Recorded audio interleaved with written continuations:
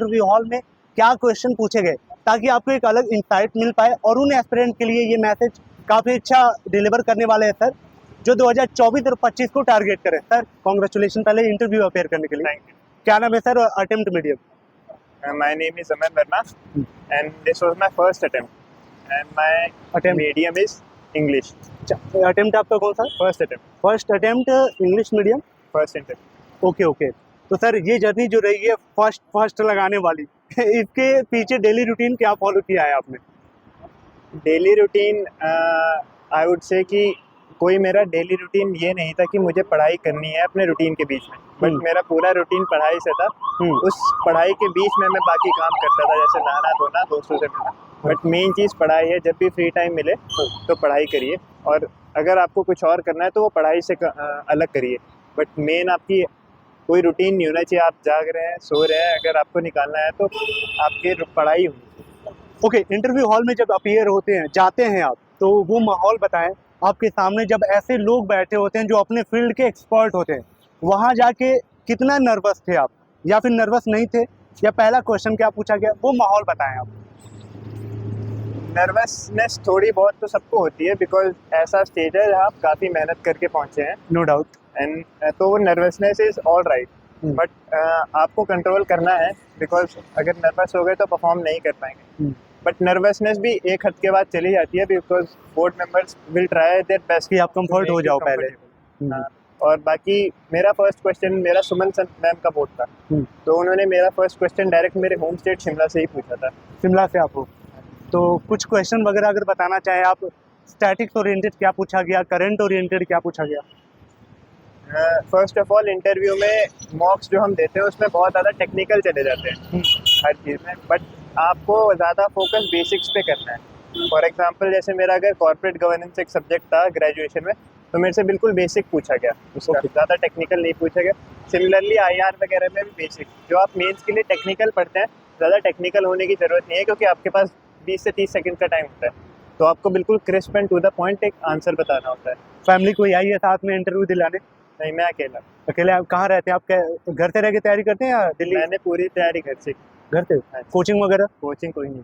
बिना coaching first attempt में आप यहाँ तक आए हैं, तो लगता है आपको कि अगर आप कोचिंग किए होते तो भटक जाते भीड़ देख के?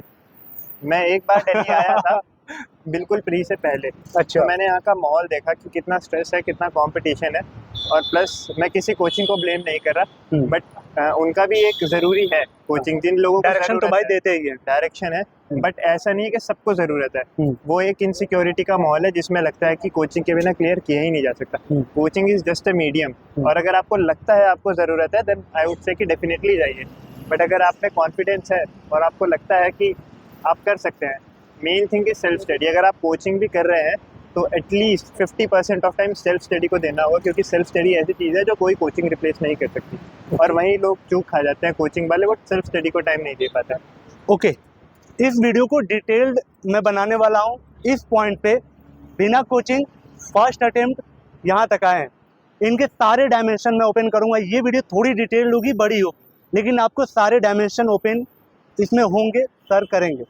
तो सर इस चीज़ को थोड़ा सा आप सब्जेक्ट वाइज बताएं कि बिना कोचिंग के आपने यहाँ तक आए, यानी जहाँ से जो रिसोर्स मिल रहा होगा आप अपने नोट्स में डालते गए होंगे, बहुत सारा फोकस किया होगा, कहीं ना कहीं से आप कुछ मिल जाए आप अपने नोट्स में लगाने के लिए। तो सब्जेक्ट वाइज आपकी मैं स्ट्रेटजी जानना चाहूँगा उन एस्पिरेंट के लिए जो कोचिंग वगैरह अफोर्ड ना कर पा रहे हो, पैसे उनके पास ना हो। फर्स्ट ऑफ ऑल स्ट्रेटेजी आपकी इनिशियल लेवल पे बिफोर बिगिनिंग द प्रिपरेशन बहुत ज़रूरी है। जैसे इब्राहिम लिंकन ने कहा था, आपको अपनी कुल्हाड़ी को शार्प करना है 1-2 घंटा, अगर 3 घंटे आपको पेड़ काटने के लिए, तो सबसे पहले आप 10 से 15 दिन एक स्ट्रेटेजी बनाइए जी। अपना ऑप्शनल डिसाइड कीजिए। जैसे मेरा पॉलिटिकल साइंस ऑप्शनल था, तो उसका बहुत कवरेज था, तो मैंने पॉलिटिकल साइंस काफ़ी ढंग से किया। और जो घर में रह के बात है, तो मेरा मेन फोकस था, मेरा मंत्र था कि हर रिसोर्स के पीछे ना भागे। मेरा मंत्र था कि जितना रिसोर्स है आप उसको मिनिमाइज करें, कंसोलिडेट करें और रिवाइज करें। मैंने अपनी एक बुक 10 से 15 बार रिवाइज करी है प्री के लिए, और मेंस के लिए भी जो नोट्स थे उनको कम से कम 10 से 15 बार कम से कम रिवाइज करा है। ज़्यादा मैंने नॉलेज के पीछे भागा नहीं, जो मुझे आता था मैंने उसको यूटिलाइज़ किया। पॉलिटिकल साइंस से मेरा एसए एथिक्स काफ़ी कवर हो गया था, और वही नॉलेज मैंने बाकियों में भी लगाई है। मेंस में मेरा मेन मंत्र था इंटरलिंकिंग ऑफ सब्जेक्ट। अगर आपके पास कोई आंसर लिखने का मटेरियल नहीं है, उसके डायमेंशंस खोल दीजिए, political dimension, economic dimension, scientific dimension, ethical dimension, ऐसे खुलेंगे। और प्री के लिए आपकी सबसे ज़्यादा प्रेशर हैंडलिंग ज़रूरी है। पेपर में आपको रिवाइज करना है, उसके बाद प्रेशर हैंडलिंग। बिकॉज CSAT के इस बार ऐसा पेपर आया था, बिल्कुल लोग प्रेशर हैंडलिंग नहीं कर पाए थे, तभी तो वो हो गया। UPSC चाहे जो भी चेंज करे, आपको इनसिक्योर नहीं होना, क्योंकि जो आप पढ़ रहे हैं वही सब पढ़ रहे हैं। डिफरेंस यहाँ आ जाता है कि आप उस चीज़ को कितने ढंग से पढ़ रहे हैं। ओके। आप कुल मिला के आपकी इस जर्नी में मुझे जहाँ तक लगता है आपके नोट्स बहुत शानदार रहे होंगे, या फिर आपने नोट्स बहुत अलग अलग सोर्स से बनाए होंगे। तो ये नोट्स के सोर्स क्या रहे हैं आपके? NCERT, स्टैंडर्ड बुक, यूट्यूब या फिर गूगल? किन डायमेंशन को आपने टच करके अपने पूरे प्रॉपर नोट्स बनाए हैं, और कितना लंबा बनाया है, और साथ ही पहले टचअप में बनाया है, पहली रीडिंग में, या 2-3 रीडिंग करने के बाद बनाया? अब पहले मैं आपको बता दूं, मैंने नोट्स बनाए नहीं। क्या बात है। मैंने मेंस के लिए भी नोट्स नहीं बनाए। भाई साहब, ओके, मैं आपको ऑनेस्टली बता रहा हूँ, मैं कोई इसमें वो नहीं बता रहा। मैंने जो किया है, क्योंकि मेरा अपनी स्ट्रेटेजी, यही मैं पॉइंट एम्फेसाइज करना चाहूँगा, there is no specific strategy to crack UPSC। आपको लगता है आप नोट्स बनाए तो ज़रूर बनाए। मुझे लगता था कि मैं नोट्स बनाऊँगा, अगर वो ख़राब हो गए तो मेरी मेहनत बेकार चली जाएगी। तो मैंने ऐसा किया है, मैंने एक बुक ले ली स्टैंडर्ड, जिसमें बेस मटेरियल था, और बाकी जितने भी मुझे आसपास के रिसोर्सेज मिले, मैंने उसी बुक में सबको कंसोलिडेट कर लिया, वो मेरे नोट्स थे। ओके, उसी बुक्स में लिखते चले गए, ऐड करते चले गए। और मैंने अल्टीमेट फोकस रिवीजन पे किया, क्योंकि मेंस के सब्जेक्ट में आप चाहे जितने कॉम्प्रिहेंसिव नोट्स बना लें, उस प्रेशर में और जो क्वालिटी ऑफ क्वेश्चंस UPSC पूछता है, डायरेक्ट नोट से कभी नहीं आ सकते। आपको फोकस करना पड़ेगा अपने कंसेप्ट को स्ट्रॉन्ग करने में, और जितना स्ट्रॉन्ग आपका स्टैटिक होगा, उतनी स्ट्रॉन्ग आपकी इंटरलिंकेजेस होंगी। तो मेन फोकस अपना एनालिटिकल एबिलिटी डालने पे है। जब आप रिवाइज करें, तो अगर पॉलिटी रिवाइज कर रहे हैं, उसके साथ ज्योग्राफी को भी रिवाइज करिए, लिंक करिए, हर चीज़ को लिंक करके पढ़िए। Main cheese link, interlinking and analysis ability है। इंटरव्यू में भी वही देखना है। Knowledge is just an aspect. सब आप नॉलेज का समंदर है, आप कर नहीं कर सकते। आपको क्रिस्प पढ़ना है और उसको एनालिटिकल पढ़ना है, कि अगर कोई अनएक्सपेक्टेड क्वेश्चन आ जाए, उसको मैं अपनी एनालिटिकल एबिलिटी से कैसे सॉल्व कर सकता हूँ। वो मेरी स्ट्रेटेजी।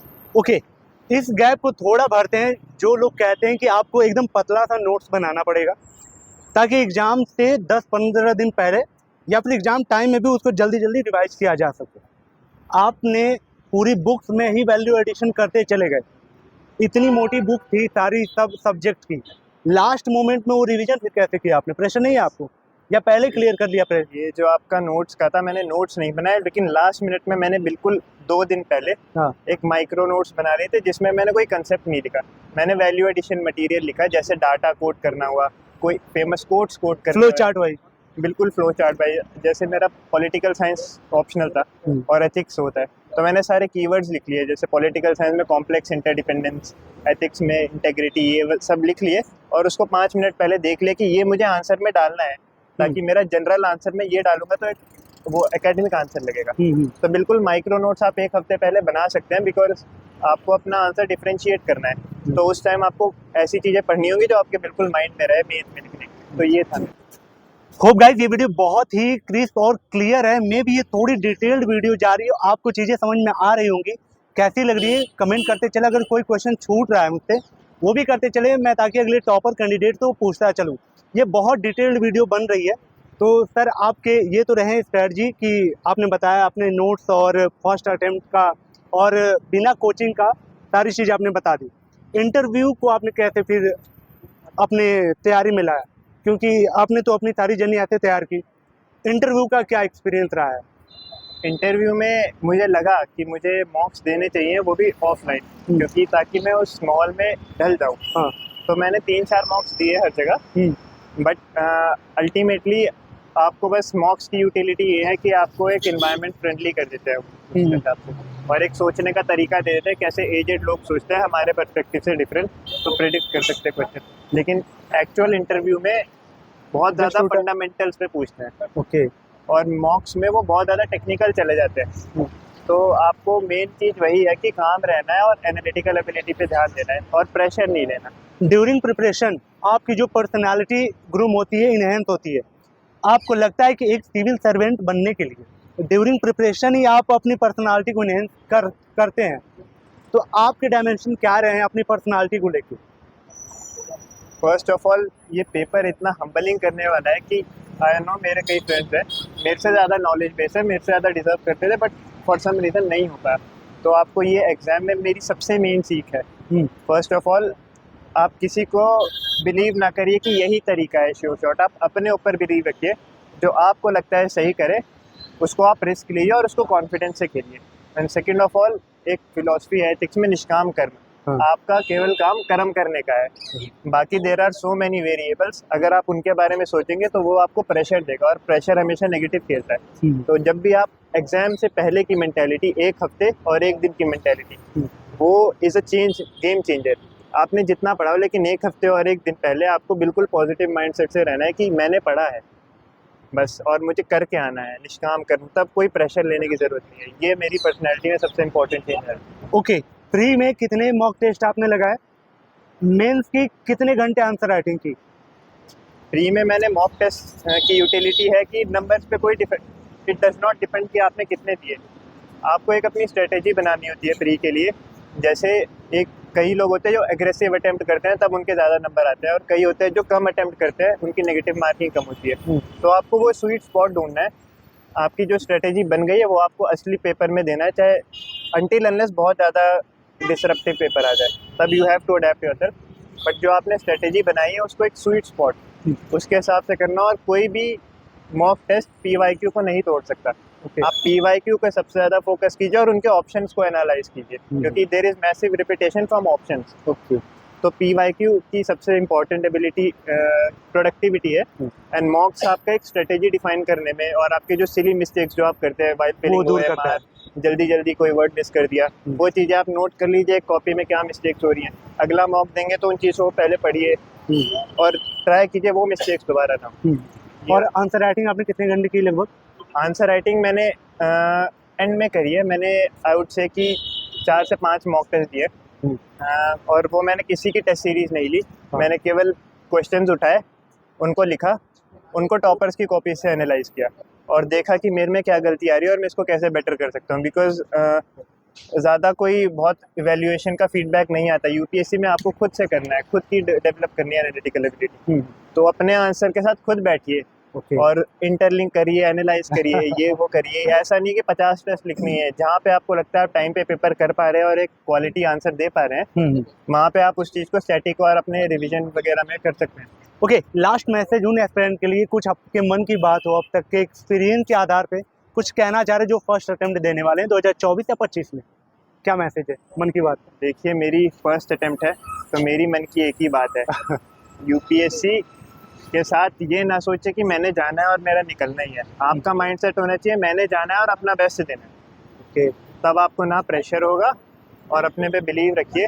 अगर बाय द गॉड्स ग्रेस अगर आपके सितारों में लिखा होगा और आपने मेहनत भी करी होगी, तब आपका ज़रूर क्लियर होगा। बट अगर नहीं हुआ क्लियर तो आप अपना नेक्स्ट अटेम्प्ट दीजिए, वो दीजिए। बहुत ज़्यादा अटैचमेंट नहीं रखनी है भाई। फिलॉसफी हमें कर्म करना है, मेन फल की चिंता नहीं करनी है, हमें कर्म करना है, ये मेन है। Because so much unpredictability is in this paper, तो है, आप कुछ कर नहीं सकते। श्रीधर बहुत शानदार कैंडिडेट है आप, और मैं उम्मीद करूंगा कि आपका लिस्ट में नाम आए और टॉप में रहें आप।